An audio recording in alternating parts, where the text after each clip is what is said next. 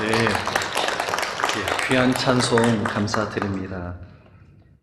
오늘 말씀 창세기 19장 1절과 17절의 말씀은 소돔과 고모라와 관련된 말씀입니다. 우리 창세기 19장 1절에 한번 볼까요? 성경 한번 펴셔서 함께 보도록 하겠습니다. 19장 1절에 어떤 시간이 기록되어 있고 또 주어가 기록되어 있습니다. 저녁 때에 그 두 천사가 소돔에 이르니 라는 그 19장 1절에 서론이 있죠. 저녁 때에 두 천사가 소돔에 들어갔는데 그라는 이 지시하는 명사가 있죠.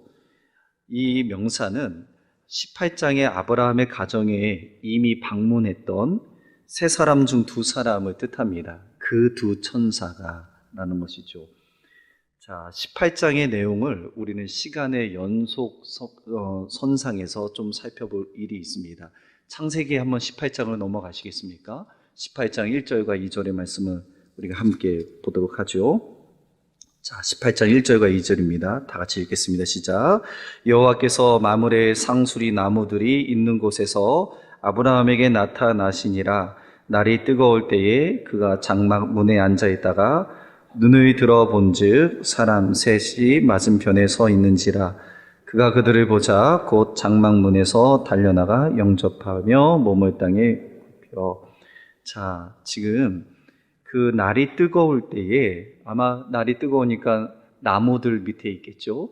그리고 그 장막, 그 성문 앞에 있는 장막문에 앉아 있다가 이 아브라함이 눈을 들어 보았는데 세 명의 사람이 맞은편에 서 있는 것을 보았습니다. 그러니까 이제 세 사람, 그리고 이 소돔에 들어간 두 천사는 저녁 때쯤 들어갑니다. 자, 한낮에는 아브라함 가정을 찾아가고 이제 저녁 때는 소돔으로 또 도착했다는 것을 우리가 말씀을 통해 유추할 수 있겠죠. 그러나 이 18장에서 하나님이 하시려는 일을 아브라함에게 알려주시고자 했습니다. 18장 17절 보면 여호와께서 이르시되 내가 하려는 것을 아브라함에게 숨기겠느냐? 그리고 18절의 내용입니다. 아브라함은 강대한 나라가 되고 천하 만민은 그로 말미암아, 여기서 그가 누굴까요? 누구죠? 아브라함이죠. 아브라함으로 말미암아 복을 받게 될 것이 아니냐? 19절입니다. 내가 그로 그 자식과 권속에게 명하여 여호와의 도를 지켜 의와 공도를 행하게 하려고 그를 택하였나니 이는 나 여호와가 무엇을 이루려 함이니라? 아브라함에 대하여 말한 일을 이루려 함이니라 라는 겁니다. 자, 18장에 보면 하나님께서 아브라함에게 하시고자 하는 것, 알려주시고자 하는 그 아브라함에 대한 말이 있었습니다. 두 가지인데 첫째는요, 내년 이맘때 내가 반드시 내게로 돌아올 텐데 내 안에 사레가 아들이 있으리라 라는 말씀입니다. 자, 이 출생에 대한 예언은 17장 1절에 아브라함이 99세 때에 이루어지죠. 나는 전능한 하나님이라 너는 내 앞에서 행하여 완전하라. 보라 내 언약이 너와 함께 있으니 너는 여러 민족의 아버지가 될지라 했을 때 성도 여러분, 아브라함은 자기의 후손, 자녀, 이 언약의 상속자가 누구라고 생각했을까요? 새로운 출생되는 이삭이라고 생각했을까요? 아닙니다. 이스마엘이라고 생각했습니다. 하갈에서 얻은 이스마엘이 내 후사가 된다고 생각했어요. 왜 그럴까요? 100세 된 아브라함과 90세가 될 사라가 단산이 되었고 이미 아이를 출생할 수 있는 가능성이 전무합니다. 우리 다 알잖아요. 그렇죠? 그런데 지금 18장에서 내년 이맘때에 아들이 있을 것이라고 얘기합니다. 장막 뒤에서 이 사라가 어떻게 해요? 엎드려서 웃습니다. 아브라함은 어찌 자식을 낳을 수 있을까? 어찌 내가 출산할 수 있을까라고 하죠. 그러나 창세기 18장 14절의 말씀을 보면 여호와께서 능하지 못한 일이 있겠느냐라는 말씀으로 그 말씀을 다시 한번 주시고 그 약속을 지키시겠다고 내년 이맘때에 그 아들을 낳을 것인데 이름을 이삭이라 해라 그렇게 하시고 계신 겁니다. 18장에 나오는 아브라함에 대하여 말한 일은 첫 번째는 그 약속, 언약의 약속의 후사에 대한 말씀이었습니다. 또 다른 하나가 있는데 그것은 소돔과 고모라의 죄악성을 살피고 심판하시려는 그 뜻을 보여내십니다. 자, 20절 보면 하나님께서 소돔과 고모라의 죄악성을 보시고, 자, 21절은 다 같이 한번 읽을까요? 시작. 내가 이제 내려가서 과연 내게 들림, 부르짖음과 첫 번째는 불가능한 가운데서도 하나님의 약속이 신실하게 이루어진다는 그 말씀을 전하면서 동시에 소돔의 땅, 고모라에 대한 죄악을 내가 살펴보고 그렇지 않은지 내가 보기 위해서 왔다라고 합니다. 22절에 보면, 자, 한번 22절도 한번 다 같이 한번 읽어볼까요? 시작. 그 사람들이 거기서 떠나 소돔으로 향하여 가고 아브라함은 여호와 앞에 그대로 섰더니, 성도 여러분, 여기서 차근차근 한번 봅시다. 그 사람들이 거기서 떠나, 아까 저녁 때에 그 두 천사가 소돔에 이르잖아요. 그러니까 두 명은 소돔으로 떠나가고 아브라함은 여호와 앞에 그대로 섰더니 라고 있습니다. 개역개정의 말씀을 보면 아브라함이 여호와 앞에 그대로 섰다 이렇게 표현되어 있죠. 그러나 히브리 본문과 영어 성경을 보면 그렇지 않습니다. 원문을 제대로 해석을 해보면 아브라함과 여호와의 위치가 바뀌어 있어요. 자, NIV 성경을 보면 이렇게 기록되어 있습니다. 아브라함 remain stand before the Lord. 이 말은 아브라함이 선체로 지속하고 유지하고 있는 겁니다.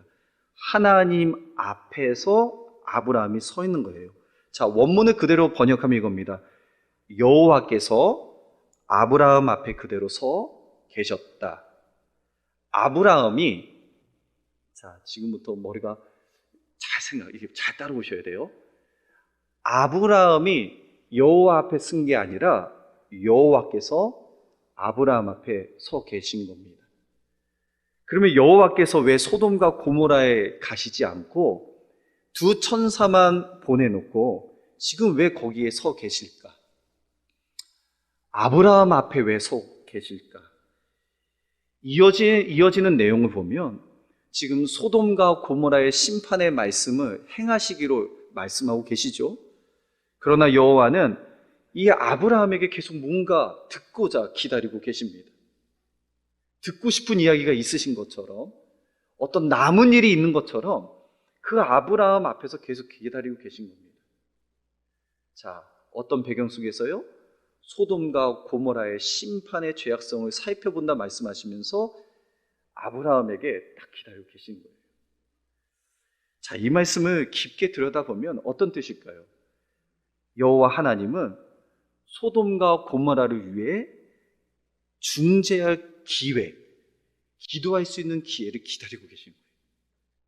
여호와께서 기다리고 계신 겁니다. 하나님의 의도와 바람이 뭐예요? 심판입니까? 죄인들을 향한, 죄악의 땅을 향한 그 멸절, 종말, 심판, 징계입니까? 아닙니다. 여호와께서 기다리시는 거예요. 그들을 징계하지 않기를 원하시는 하나님의 숨은 의도가 여기서 보여집니다. 자, 아브라함을 그 세 사람이 찾아갔습니다. 마므레의 상수리 나무들이 있는 곳에 장막 앞에서 날이 뜨거울 때에 그 손님들을 대접하죠. 그리고 저녁 때에 그 두 천사가 소돔에 들어갑니다. 성도 여러분, 이 낮과 저녁, 아침과 저녁이라는 이 단순한 시간적 차이가 있어 보이지만 말씀을 잘 보면 이 메타포, 은유적 표현이 너무 많습니다. 지금 아브라함 가정에는 낮에 가셨잖아요. 이 낮이라는 이 어떤 연상, 의미가 어떻습니까? 찬란한 빛이 있고 희망이 있고 기쁨이 있지 않습니까? 불가능한 그 아브라함과 사레의 상황 속에서도 하나님의 말씀이 능치 못함이 없는 그 낮과 같이 역사하시는 겁니다. 찬란한 빛과 같이, 영광스러운 역사같이 그 안에 말씀하고 계신 거예요. 특별히 내년 이맘때에 이삭에 대한 출생을 통해서 그 말씀을 그 안에 주시는 겁니다. 그들은 믿지 않았으나 그들의 믿지 않는 그 의심보다 역사하시는 하나님의 말씀, 그것을 전달하고 계신 거예요. 그런데 저녁에 두 천사가 소돔에 이르렀습니다. 저녁하면 어떻습니까? 이 밤의 이미지가 어때요? 소돔의 사람들은 어두운 죄악 가운데 밤을 보내고 있잖아요. 그 밤을 보내고 있는 그들에게 임박할 심판과 죽음과 멸망의 어두운 사건이 있습니다. 하나는 불가능 상황 속에서 낮과 같이 임하신 하나님의 말씀이 있었고, 이곳이 말씀이 없기 때문에 늘 어둡고 칠흑 같은 절망을 경험할 수밖에 없는 그 소돔과 고모라의 모습을 대비하여 나타내고 있는 겁니다. 19장 1절은 그렇게 쉬운 처음에 넘어갈 게 아닙니다. 19장 1절에 저녁 때에 그 두 천사가 소돔에 이르니, 이것부터 정말 우리가 생각해야 될 게 많이 있다는 것이죠. 자, 여호와께서 아브라함 앞에 서 계셨습니다. 그런데 아브라함이 여호와의 노를 알았고 하나님이 알려주신 것을 알았습니다. 소돔과 고모라에 대한 심판이었죠. 그래서 50명의 의인으로부터 실제의 중재적 중보적 기도를 행합니다. 아마 소수의 의인이 다수의 악인에게 죽임을 당하는 것이 하나님의 정의에 옳지 않다, 근거하여도 마땅치 않다고 해서 그 의인들을 위해서 50명이 있으면 온 성읍을 멸하시리까 하나님께서 멸하지 아니하리라. 50명이 있었어요? 있었습니까? 없었죠. 그 다음에 몇 명이에요? 45명. 그 다음에요? 40명. 그 다음에 30명. 그 다음에 20명. 마지막 10명. 근데 10명도 없습니다.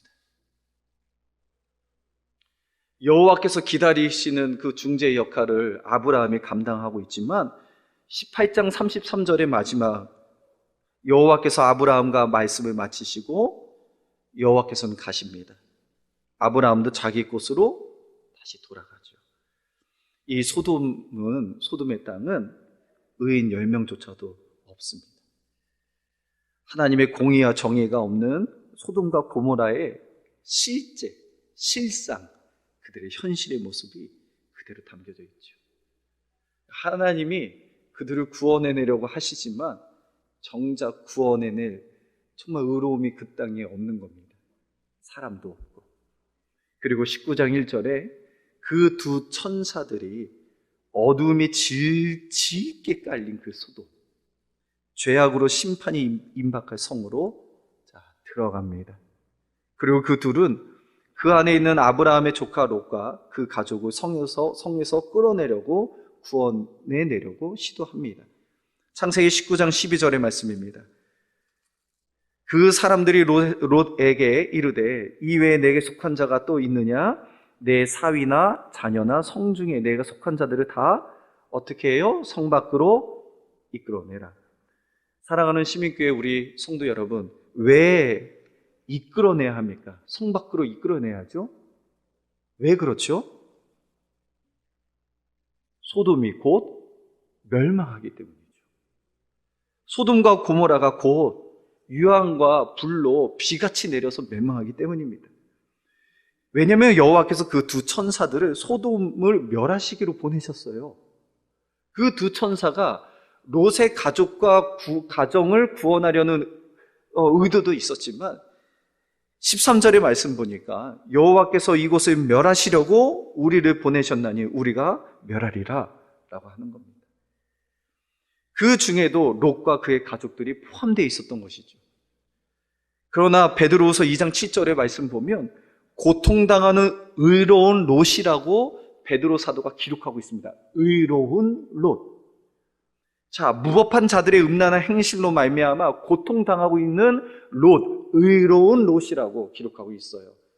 19장 1절과 11절에 보면 진짜 무법한 자들의 음란한 행실이 너무 적나라하게 잘 나와 있습니다. 그 천사들이 두 천사가 방문들을 했습니다. 그러나 노소를 막론하고, 노소가 뭐예요? 늙은이와 젊은이들 막론하고, 원근은요 먼 곳과 가까운 것에 상관없이 다 모여 그 집을 에워싸고, 뭐라고 이들이 이야기하냐면 오늘 밤에 내게 온 사람들이 어디 있느냐? 이끌어내라. 이끌어내라. 우리가 그들과 상관하니라. 이 성적 행위를 한다는 겁니다. 그들을 불러내서 이제는 수많은 사람들이 그 두 명을 이제 성폭행을 하겠다는 얘기를 아주 공공연하게 지금 하고 있는 겁니다. 무법하지 않습니까? 음란이 가득하지 않습니까? 그러나 그럼에도 불구하고 이 롯은요, 남자를 알지 못하는 두 딸을 이끌어 내겠다 얘기하면서 너의 눈에 좋을 대로 행하라 합니다. 성도 여러분, 의로운 롯이라고 얘기했지만 정작 이 19장에 나와 있는 롯의 모습을 보면 자신의 정체성을 잊은 듯해요. 잃어버린 것 같아요. 그 이유가 뭘까 보면 한번 넘어가 볼까요? 창세기 13장입니다.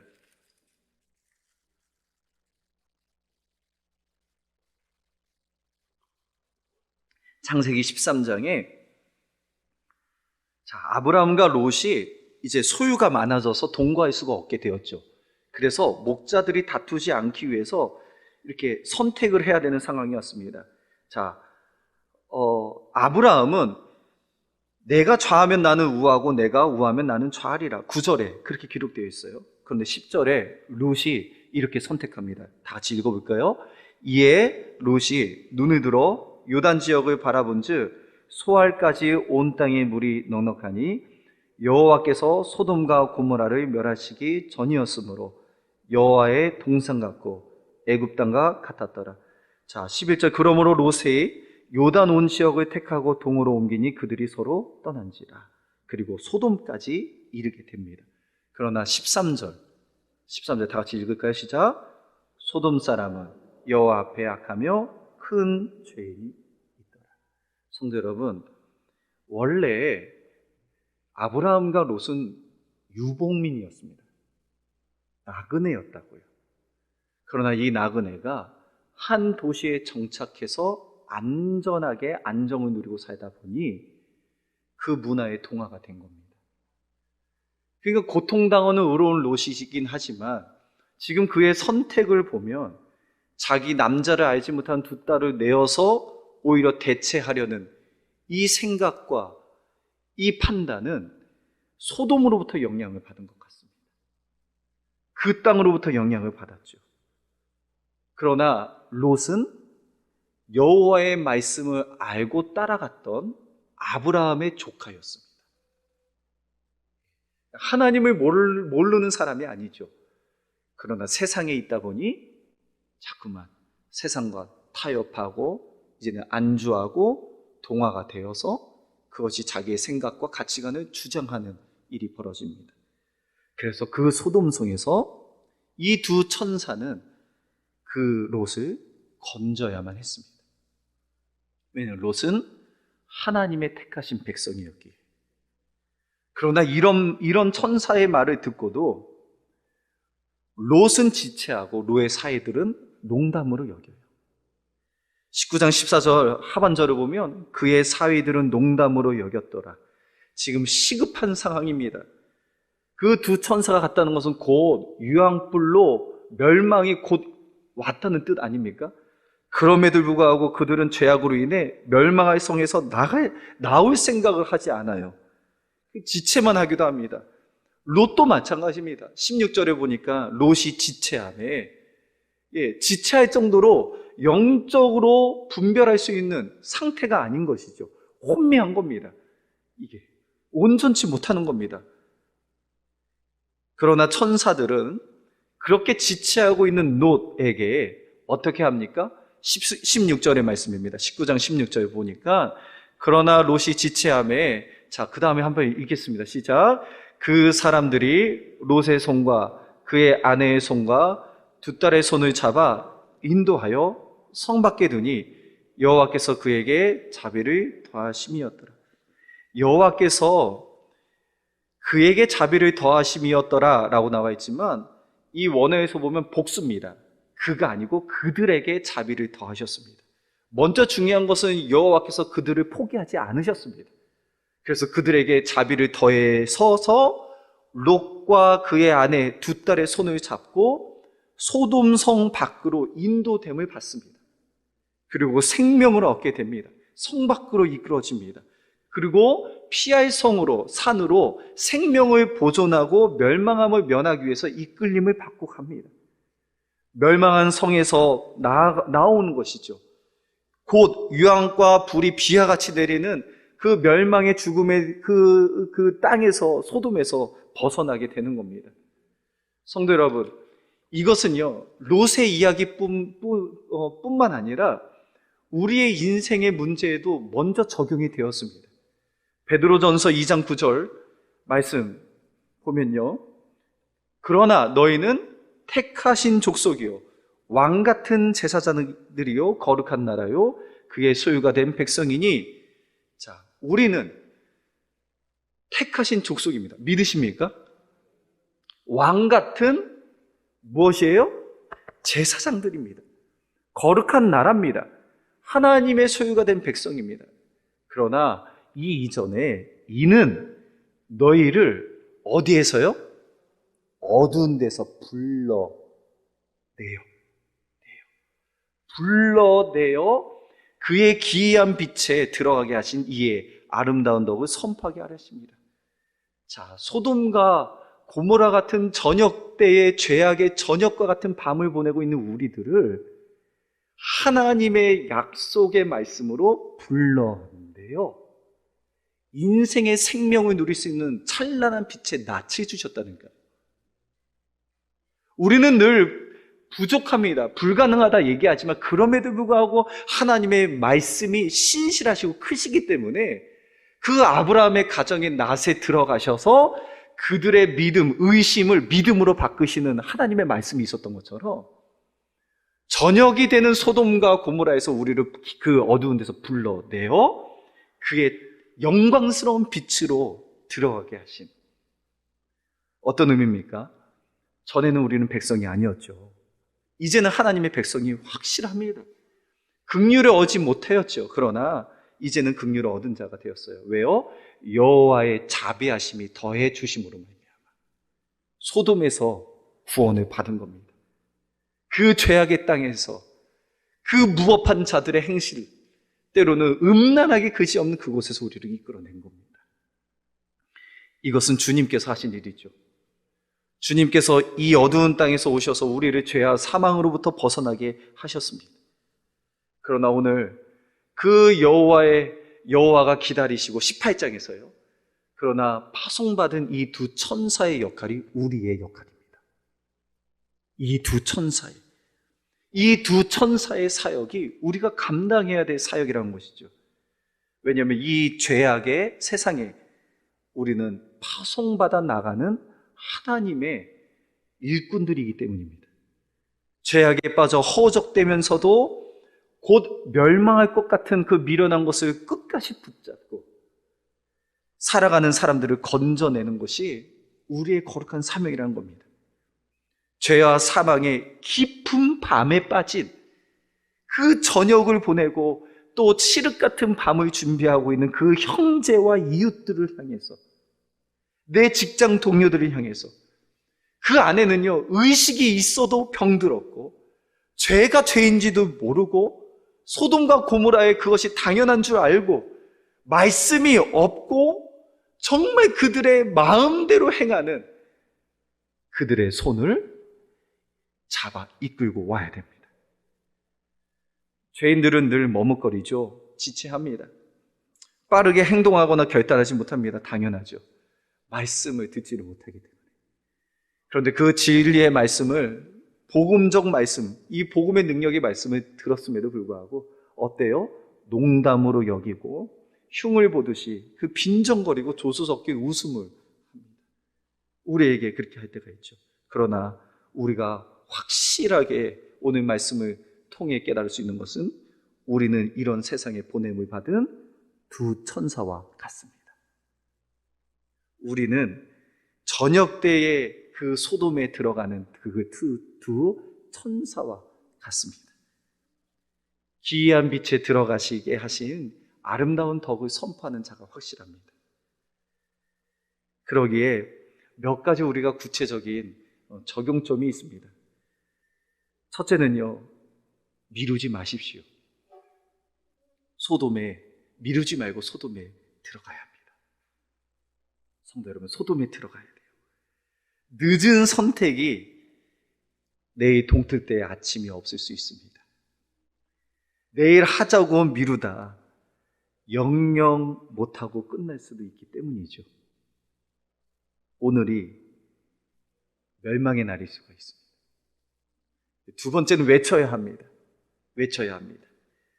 그들에게 대한 부르짖음이 여호와 앞에 크므로 그 소돔과 고모라의 땅에 죄악이 큰 것을 여호와께서 들으셨습니다.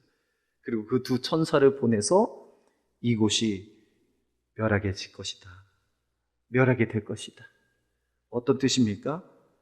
망할 성은 반드시 망할 것이라고 외쳐야 합니다. 성도 여러분, 천사들은 그렇게 롯에게 정확한 이야기를 전달합니다. 말씀은요, 때로는 위로고 설득이긴 하지만 사실은 캐리그마입니다. 말씀은 선포입니다. 말씀은 우리의 환경을 굴복시킬 만큼 살아있고 원동력인 게 말씀입니다. 타협함이 없습니다. 세상과 이 물을 같이 섞어 놓지 않습니다. 롯에게 고스란히 하나님의 말씀 전한 대로 전하고 있습니다. 모든 것들이 불타버릴 것이라고. 그래서 이곳을 떠나야 된다고.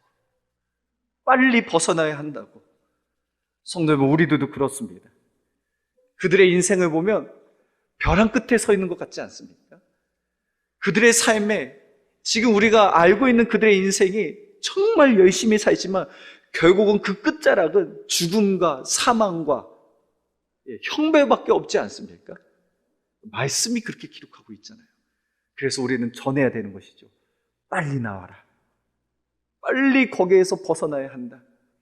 그 망할 것에, 썩어질 것에 마음을 두지 말아야 된다는 말을 전해야 합니다. 그 인생이 얼만큼 피폐해질지를 우리는 말씀을 통해 깨달았기 때문에. 자, 이제 세 번째는요, 그 지체하는 자들의 손을 잡아 끌어야 합니다. 잡아 끌어야 합니다. 롯이 지체했죠. 그러나 그 사람들이 롯의 손과 그의 아내의 손과 두 딸의 손을 잡아 어떻게 합니까? 인도하여 성 밖에 두니 여호와께서 그에게 자비를 더하십니다. 자, 지체하고 있는 롯 그리고 그의 아내와 두 딸의 손을 잡았습니다. 지금 천사가 사람의 모습으로 두 사람이라면 손이 몇 개입니까? 세 개요?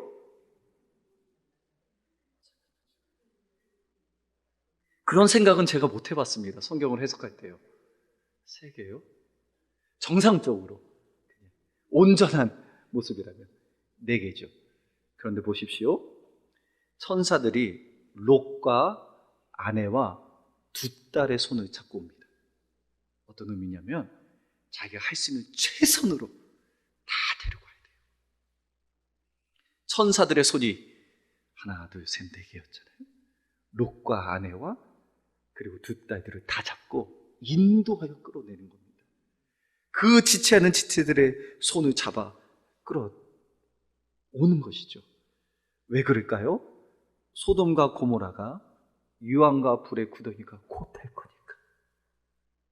곧 그곳은 죽음의 아우성이 일어날 테니까 건져내야 되는 겁니다. 건져내야 되는 겁니다.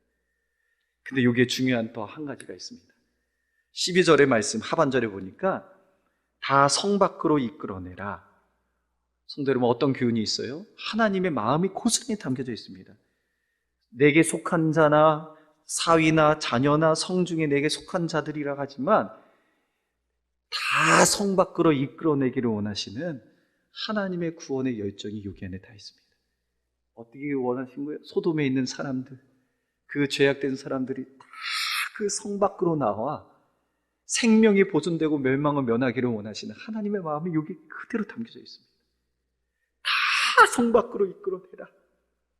성 밖으로 이끌어내라. 그러나 현실은 다 끌어내지 못했습니다. 하나님은 그렇게 하고 싶으셨지만,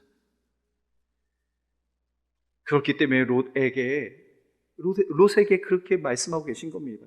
롯의 가족이 모두 구원받기를 원하시는 하나님의 마음이 말씀을 통해 전달되고 있는 것이죠. 그런 마지막 영적 교훈 하나가 있습니다. 지금 세 번째, 지체하는 자들의 손을 잡아 끌어라 라는 말씀을 비롯된 지금 말씀인데요. 마지막 영적 교훈은요, 19장 29절에 있어요. 우리 19장 29절 다 같이 한번 읽어볼까요? 19장 29절 읽겠습니다. 시작. 하나님이 그 지역에서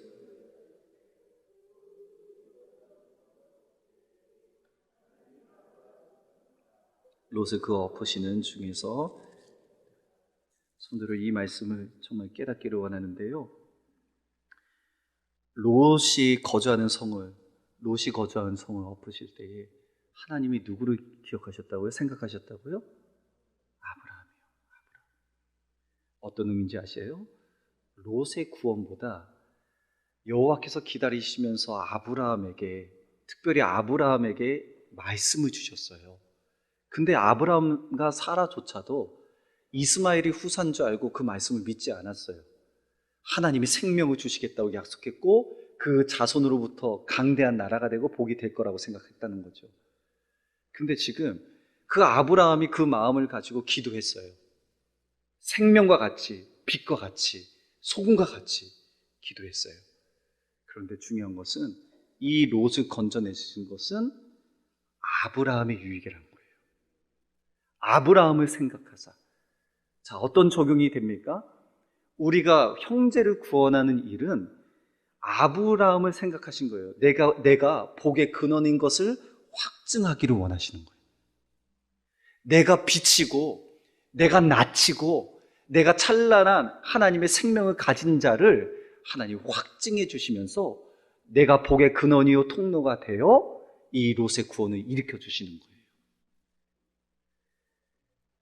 결국은 롯의 구원의 목적이 아니라 아브라함이 자신이 누구인지를 깨닫게 하기 위해서 아브라함을 생각하사 롯을 그 엎으시는 중에 내보내셨다. 아브라함과 맺고 계시는 그 하나님이 누구인지를 알게 하시는 거죠. 그러니까 18장의 내용이 아브라함의 이야기예요.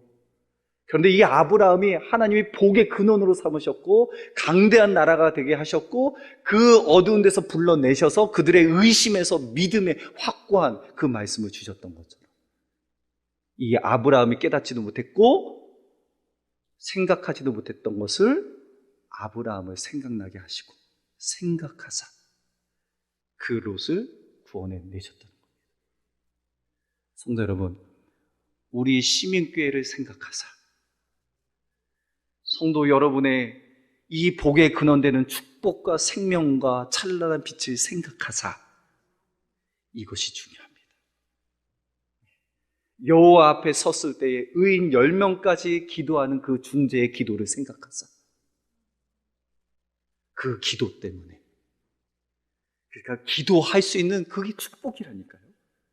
소돔과 고모라를 위해서 두 천사도 가는 것도 있지만 아브라함처럼 중재할 수 있는 그 순간에 기도할 수 있는 것, 그 마음을 품을 수 있는 것, 하나님의 말씀 앞에 굴복하여 그 말씀에 순종하는 것, 그리고 그 말씀이 이루어지는 것을 경험하는 것, 그 아브라함을 생각하사 롯의 구원이 일어납니다.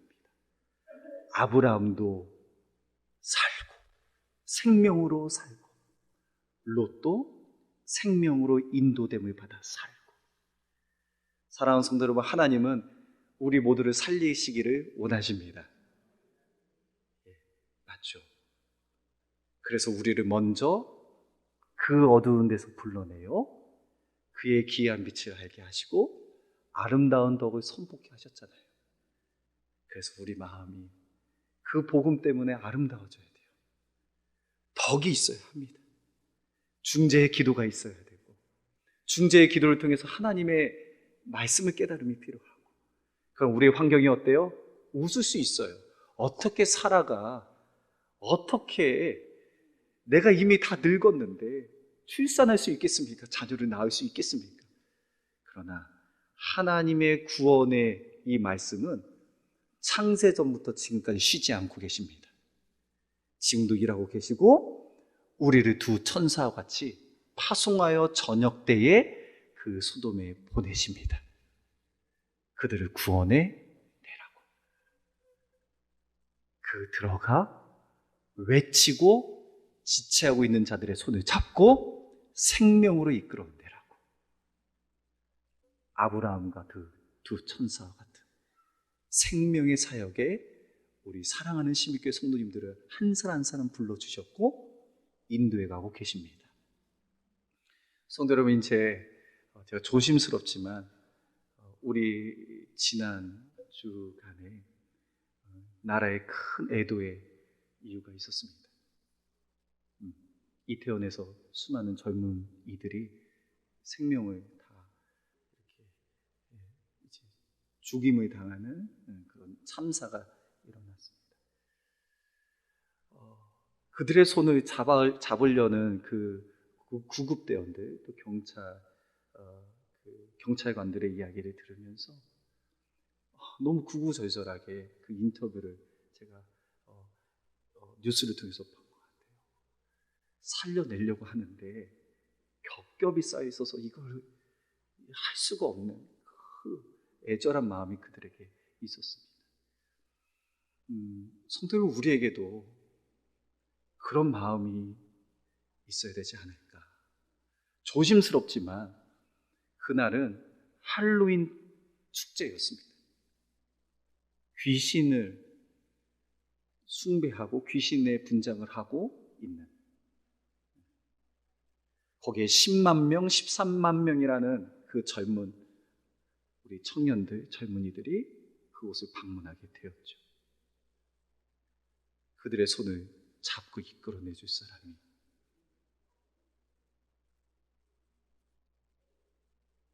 누구여야 합니까? 지금 우리 가족과 형제의 손을 잡고 미루지 말고 소돔에 들어가 외쳐야 될 사람이 누구입니까? 그래서 이번 블레싱 축제가 교회적 큰 행사긴 하지만 여러분들의 아브라함의 그 정체성이 회복되는 시간 되기를 간절히 축원합니다. 아브라함을 생각하사, 여러분은 택하신 족속이요 왕 같은 제사장이요 거룩한 나라요 하나님의 소유된 백성입니다. 긍휼을 입은 자고 하나님의 자비하심을 누리는 자입니다. 복음이 있고 죽음도 끊을 수 없는 하나님의 사랑을 알고 있는 자들이 확실합니다.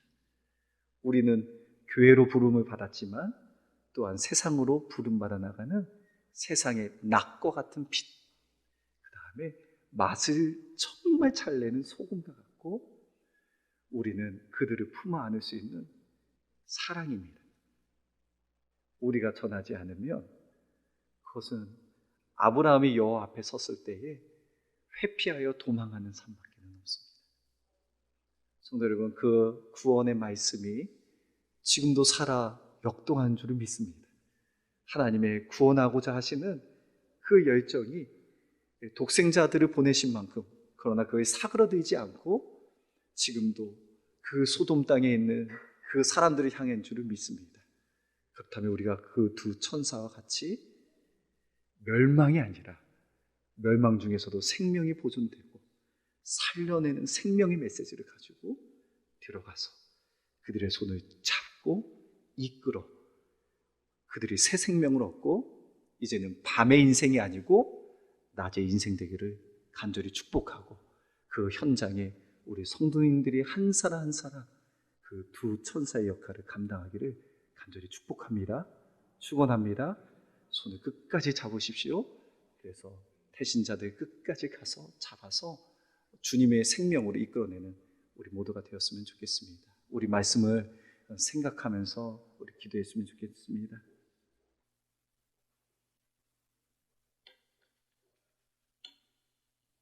그 두 천사가 저녁 때에 소돔에 들어갑니다. 성도 여러분, 아브라함에 대하여 말한 일이 두 가지였습니다. 하나는 개인적인 하나님 말씀이었어요. 내년 이맘때 내가 이삭을 주리라. 아브라함과 사라는 그것을 믿지 않았습니다. 웃었죠. 그러나 말씀대로 하셨습니다. 그리고 저녁 때에 그 두 천사를 통해서 그 소돔에도 그 말씀대로 하신 겁니다.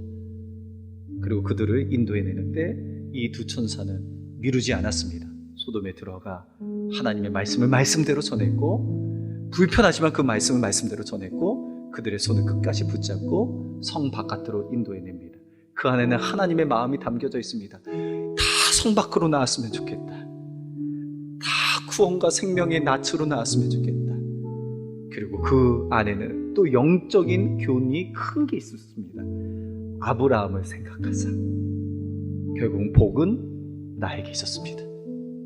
그것을 위해서 기도하는 것도 내 복이었고, 그것을 위해서 준비하는 과정도 내 은혜였고, 모든 것이 내 축복이었습니다. 아브라함의 축복이었습니다.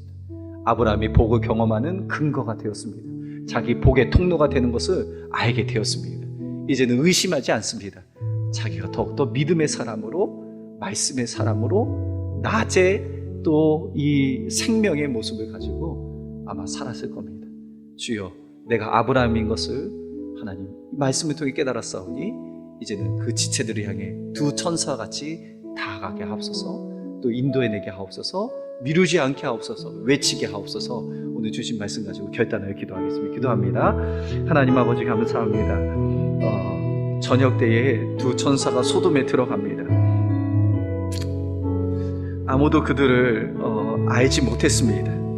그러나 하나님, 이제 마지막 때가 되어서 그들의 죄악 가운데 밤이 깊어지는 그들을 주님 붙잡아내시려고 말씀을 주셨습니다. 때로는 그 말씀도 좋은 말씀이 아닌 듯합니다.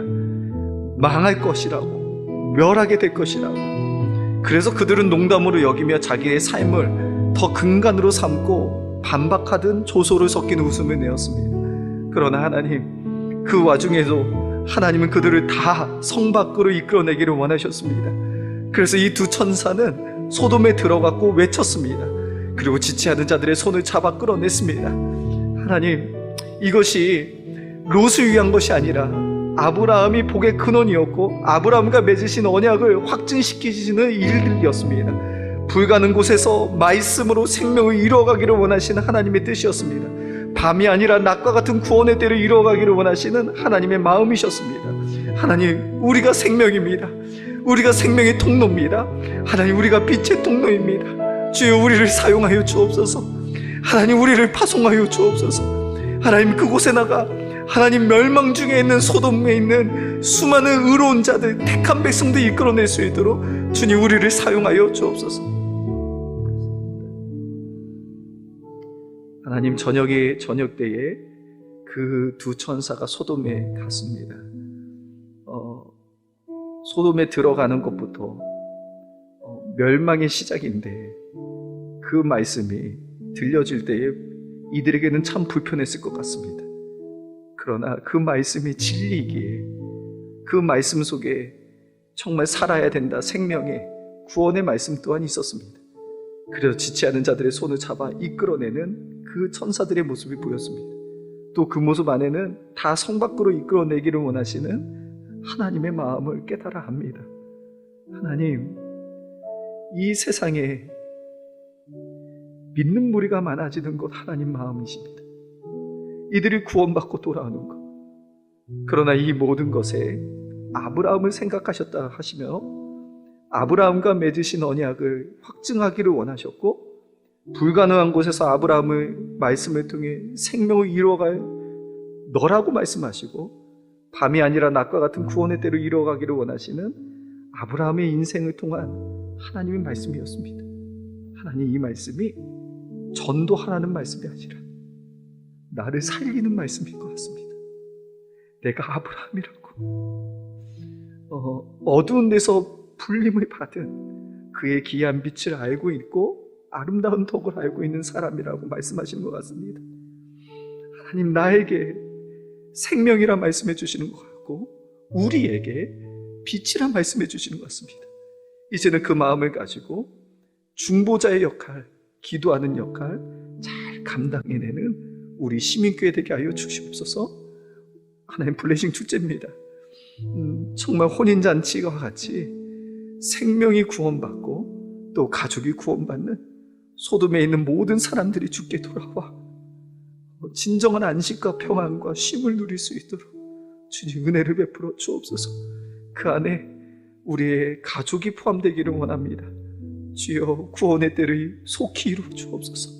주님, 그들의 손을 붙잡고 이끌어낼 때에 유황과 불구덩이에서 멸망하는 인생들이 아니라 하나님이 예비하신 생명이 보존되고 멸망치 않은 그곳에서 함께 즐거워하고 기뻐할 수 있도록 크신 은혜를 우리에게 허락하여 주옵소서. 하나님, 새 생명 되는 기간 동안에 최선을 다해서 하나님 외치게 하여 주시고 그들을 이끌어내는 우리 시민교회 되게 하여 주옵소서. 예수님의 이름으로 축복하여 간절히 기도합니다. 아멘. 세상에 주의 복음 들고 부르시 따라갑니다. 슬픔과 고통이 가득한 이 땅에 눈물을 닦아주려 어쩌면 내 삶을 전혀 돌볼 수 없을지 모르겠지만 나를 보내시고 무너진 그 땅에 내 생명 묻으소서.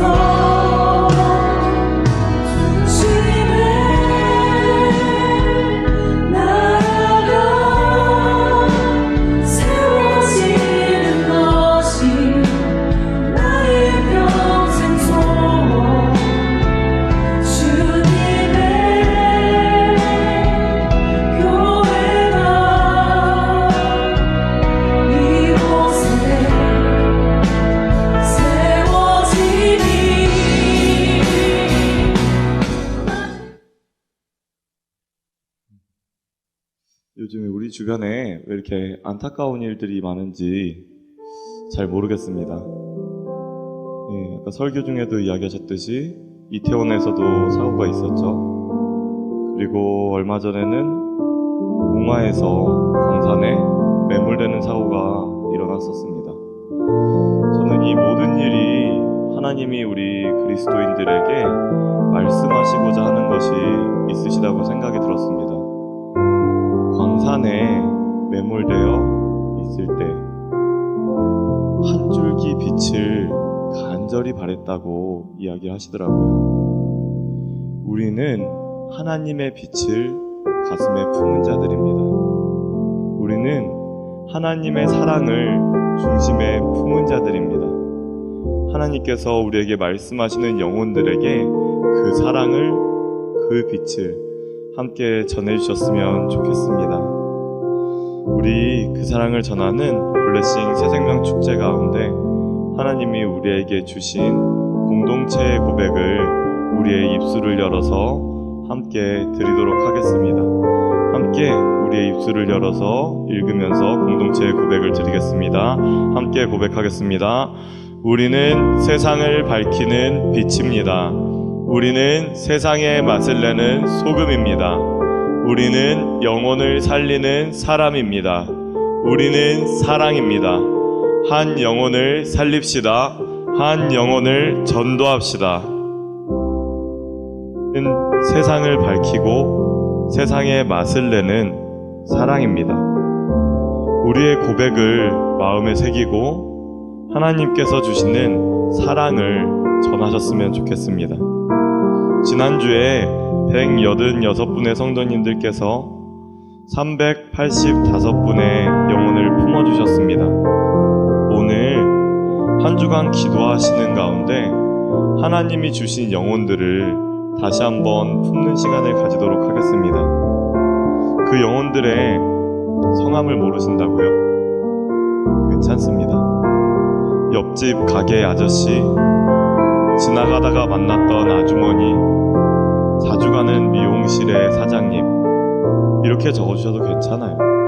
하나님이 우리 마음에 주신 분이라면 그 영혼들을 품고 우리가 기도하고 그분들에게 이 사랑을 전했으면 좋겠습니다. 주보에 보시면 태신자 2차 작정서가 들어있습니다. 이 종이에 지금 이 시간에 하나님께서 우리의 마음에 보여주신 그 영혼들을 적어주셨으면 좋겠습니다. 기도하시는 마음으로 이 작정서를 작정하도록 하겠습니다. 혹시나 펜이나 도움이 필요하시다면 조용히 손을 들어서 표해 주시면 저희 안내위원들과 교육자들이 도와드리도록 하겠습니다. 기도하는 마음으로 하나님이 주신 영혼들을 마음에 품고 나가도록 하겠습니다.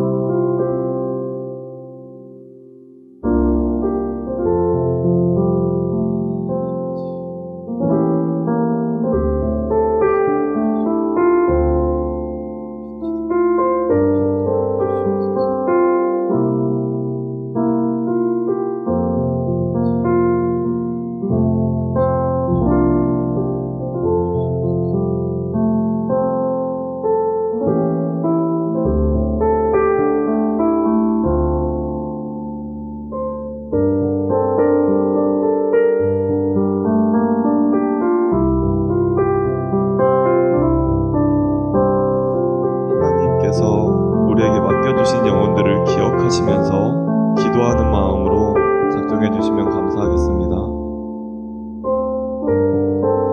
작정을 마치신 분은 주변에 계신 교육자들이나 안내위원들에게 작정서를 제출해 주시면 좋겠습니다. 계속해서 기도하시면서 영혼들을 품고 나아가시겠습니다.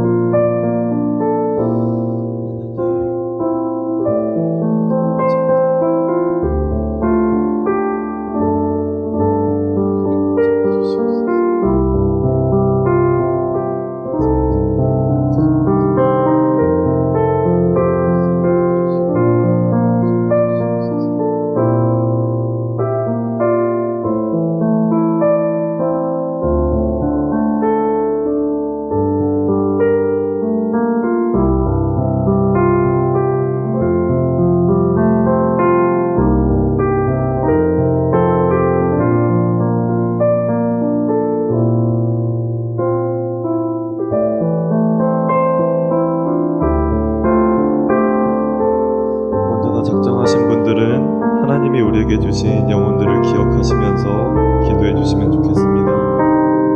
그리고 아직 작성하지 못하신 분들은 하나님께서 우리에게 허락하신 영혼을 알게 해달라고 그 영혼을 바라보면서 계속 작정하여 주시면 좋겠습니다.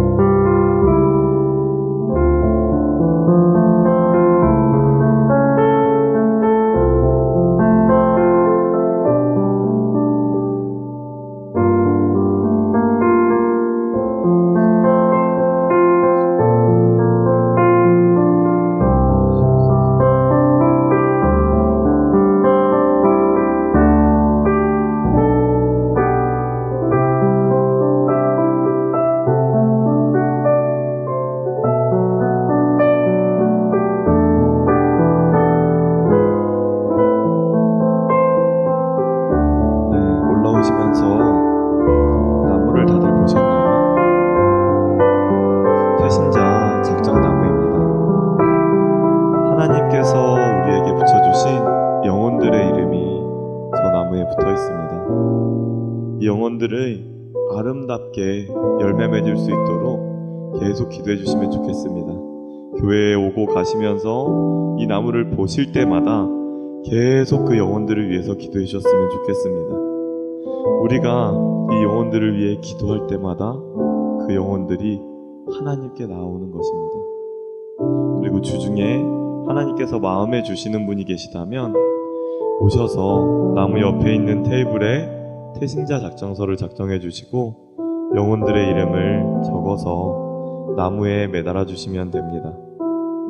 혹여나 지금 다 작정하지 못하신 분은 나가시는 길에 작정서를 작성하셔서 교역자들에게 전달해 주시기 바랍니다. 우리는 사랑입니다. 우리는 하나님의 사랑을 받은 자들이고 그 사랑을 전하는 자들입니다. 이번 주는 태신자 2차 접촉 주간입니다. 우리 물질이 있는 곳에 마음이 머문다고 하셨습니다. 이번 주에는 하나님께서 우리에게 주신 영혼들과 함께 차를 나눠주시면 좋겠습니다. 함께 차를 드시면서 그분들에게 하나님의 사랑을 전해주셨으면 좋겠습니다. 차를 마시시면서 기도하시면서 그 영혼들에게 하나님의 사랑을 전해주시는 우리 성도 여러분이 되시면 좋겠습니다. 하나님이 주신 사랑을 맡겨주신 영혼들에게 전하여 주셨으면 좋겠습니다. 이 시간에 우리가 우리에게 붙여주신 그 영혼들을 생각하면서 함께 기도하는 시간을 가지려고 합니다. 이 시간에 기도할 때에 우리가 사랑받은 자임을 기억하고 나아갔으면 좋겠습니다. 먼저 우리에게 사랑을 주시고 우리를 붙잡아 주셔서 하나님께 나아갈 수 있게 해주신 것 감사하다고 이렇게 감사의 기도를 올렸으면 좋겠고요. 더하여서 우리에게 맡겨주신 영혼들에게 하나님의 그 사랑이 전해지게 해달라고, 그 사랑이 전해져서 그 영혼들이 하나님의 성전으로 돌아오고 변화될 수 있게 해달라고 우리 함께 이 두 가지 기도 제목 가지고 함께 기도하도록 하겠습니다. 함께 기도하도록 하겠습니다. 하나님 아버지, 주님 우리를 붙잡아 주시고 함께하여 주시니 아버지 하나님 감사합니다. 주님 붙잡아 주셔서 주님만을 바라보며 나아갈 수 있게 하여 주시고 아버지의 사랑을 받은 자임을 기억하고 나아갈 수 있도록 아버지 하나님 인도하여 주시옵소서. 아버지께서 채워주셔서 우리가 주님의 사랑을 받은 자임을 먼저 기억하게 하여 주시고 그 사랑 안에 감사함으로 나아갈 수 있도록 주여 인도하여 주시옵소서. 아버지께서 채워주시고 아버지께서 붙잡아 주셔서 그 사랑을 전하는 우리들이 될 수 있도록 인도하여 주시옵소서. 하나님이 우리에게 주신 영혼들, 우리에게 맡겨주신 영혼들에게 하나님의 사랑이 전해지게 하여 주시고 그 사랑이 전해져서 영혼들이 주의 성전으로 나와 말씀을 듣고 변화되는 역사가 일어날 수 있게 해달라고 주님 붙잡아 주시고 주님 함께 해주시옵소서. 아버지께서 이 사랑이 전해지게 하여 주시고 아버지만을 바라보며 나아갈 수 있도록 아버지 인도하여 주시옵소서. 아버지께서 채워주시고 아버지께서 붙잡아 주셔서 영혼들이 주의 성전으로 돌아오는 역사가 일어나게 하여 주시옵소서. 아버지 채워주시고 아버지 함께하여 주시옵소서. 주님 붙잡아 주시고 주님 함께하여 주시옵소서. 아버지 우리 함께 찬양하도록 하겠습니다. 민족의 가슴마다 함께 찬양하겠습니다.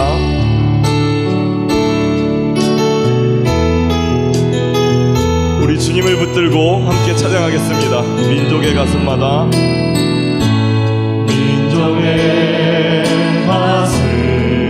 가슴마다 피 묻은 그리스도를 지고 이 땅에 부르고 부른 그리스도의 계절이 오게 하소서. 오게 하소서. 이 땅에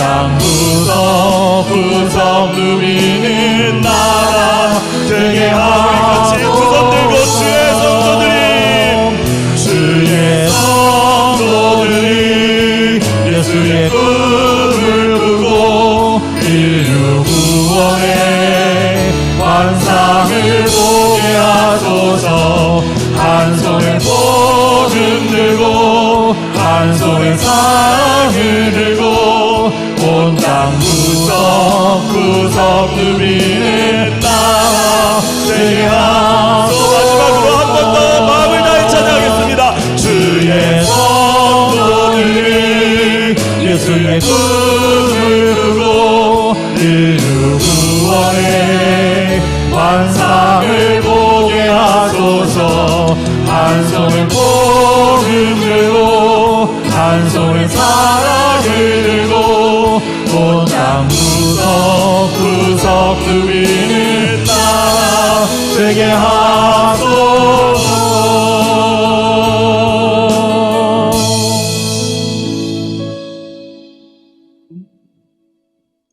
지금은 우리 구주 예수 그리스도의 은혜와 성부 하나님의 그 크신 사랑과 보혜사 성령님의 감화교통 충만케 하심이 우리 시민교회와 주의 성도들에게 영원히 있을지어다. 아멘.